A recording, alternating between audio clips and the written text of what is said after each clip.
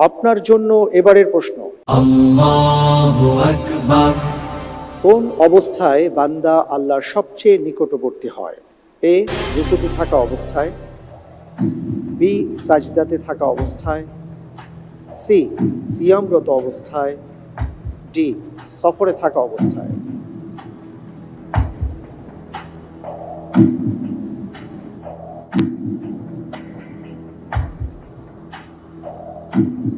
আলহামদুলিল্লাহ, আমি এখান থেকে উত্তর হিসেবে বেছে নিচ্ছি বি, সাজদাতে থাকা অবস্থায়।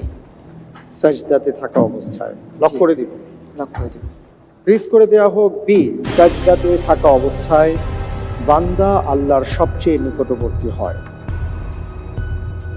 আপনি যে উত্তরটি দিয়েছেন আপনার উত্তরটি সঠিক উত্তর। আলহামদুলিল্লাহ।